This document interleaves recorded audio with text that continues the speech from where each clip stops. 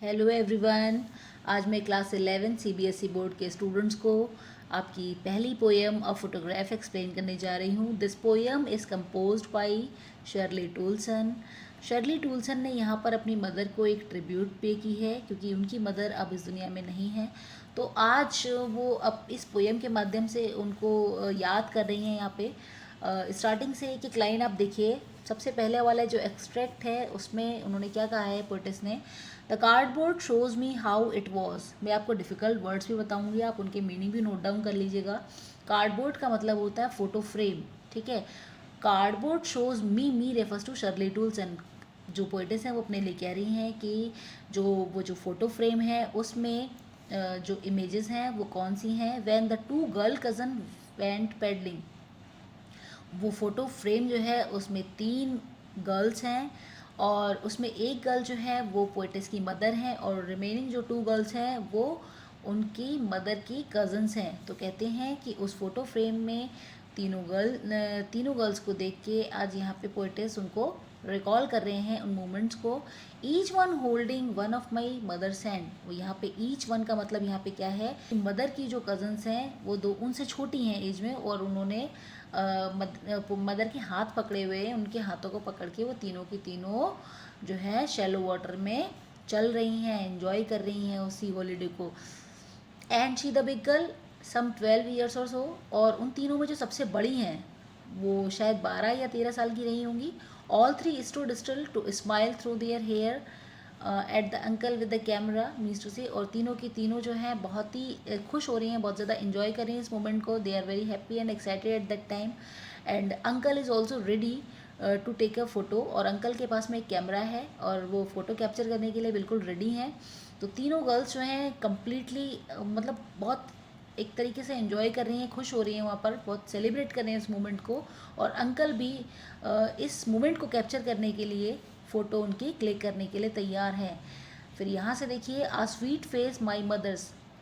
Poetess अपनी mother को बहुत याद कर रही हैं। वो कह रही हैं कि मेरी मदर जो है बहुत ज़्यादा स्वीट, बहुत ज़्यादा प्यारी लग रही हैं उस फ़ोटो में। That was before I was born. और कहती हैं कि ये फ़ोटो बहुत पुराना है, ये शायद तब का है जब मेरा जन्म भी नहीं हुआ था। मतलब ये पोइटेस जो है यहाँ पे अपनी मदर के बचपन के फ़ोटो को देख के वो कह रही हैं कि ये बहुत पुराना फ़ोटो है उनके हाथ में।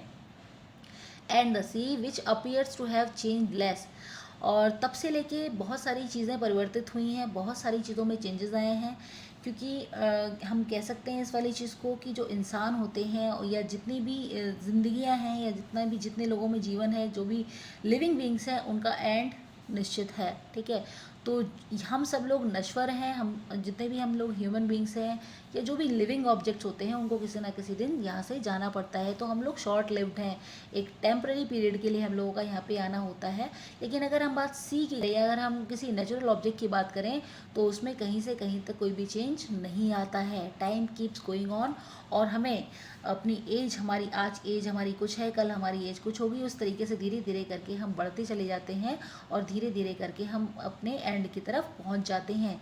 तो यहाँ पर यही बताया है कि शायद समुद्र में कोई परिवर्तन आया हो, तो वो समुद्र की जो लहरें हैं वो मेरे मदर के पैरों को धो रही हैं, या मेरी मदर हैं और वो साथ में जो दोनों गर्ल्स हैं तो उनकी लहरें मेरे मदर के पैरों को वॉश करके निकल की जा रही हैं। इन द सेंस यहाँ पे टेरिबली ट्रांजिएंट फीट का एक एक्सप्रेशन लिया है। फीट यहाँ पर ह्यूमन बींग्स के हैं और टाइम को बहुत ज़्यादा टेरिबल बताया है, ठीक है। टाइम मतलब एक डिज़ास्ट्रस मूवमेंट, टाइम किसी के लिए भी रुकता नहीं है, time keeps going on. Transient मतलब होता है नश्वर, मोर्टल, ठीक है। ये सब चीज़ें नश्वरता का हिस्सा हैं, हम सब लोग नश्वर हैं कुछ लिमिटेड टाइम के लिए यहाँ पे। तो कहते हैं कि 2 कंट्रास्ट इमेजेस यहाँ पे ली गई हैं, एक तो लिया गया है सी, तो दूसरी तरफ ह्यूमन बींग्स। तो दोनों कंट्रास्टिंग इमेजेस को बहुत वंडरफुली उन्होंने यहाँ पे प्रेजेंट किया है। सेकेंड वाला एक्सट्रैक्ट देखिए, सम 20-30 ईयर्स लेटर, कुछ 20 या 30 सालों के बाद की बात करें तो यहाँ पर पोइटेस कह रही हैं कि उनकी मदर ने उस पुरानी फ़ोटो को देख के बहुत खुश हुई, वो उस फ़ोटो को देख के, और बहुत हंसी और अपनी बेटी को दिखाई वो फ़ोटो, यानी कि शर्ली टोल्सन को वो इमेज दिखाई और बोली कि देखो बेटा, ये है बेटी, ये है डॉली, ये मेरी सिस्टर्स हैं, देखो कैसे हम लोगों ने अपने आप को ड्रेसअप किया हुआ था, या हमारे पेरेंट्स ने हमें कैसे कैसे कपड़े पहनाए हुए थे, हम कितने फ़नी लग रहे थे, इस तरीके की बातें वो अपनी बेटी से बताती थी। The C holiday was her past, mine is her laughter.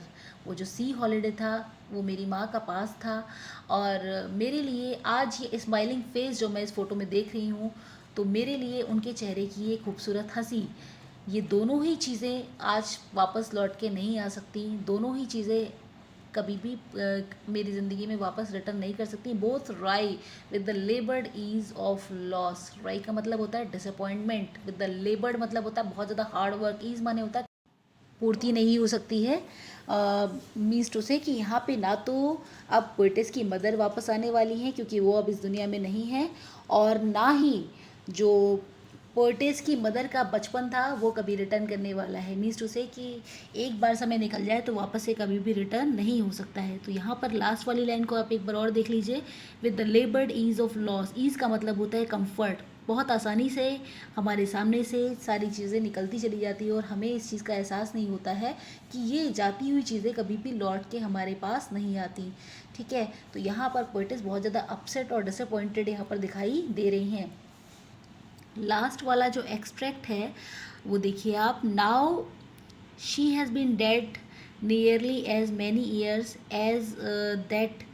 Means to say poet की मदर को एक्सपायर हुए उतना ही समय हो गया है जितना कि वो उस इमेज में दिखाई दे रही हैं। यहाँ से और ध्यान दीजिए आप लोग, and of this circumstance there is nothing to say at all. Means to say कि अब इस पल में कहने के लिए कुछ भी शेष नहीं रह गया है। इट्स साइलेंस साइलेंसेस, और जो साइलेंस है वो चारों तरफ व्याप्त हो गई है। तो अगर आपको ये मेरा वीडियो पसंद आया है तो प्लीज़ लाइक करें, शेयर करें और कमेंट करना ना भूलें। Thank you very much.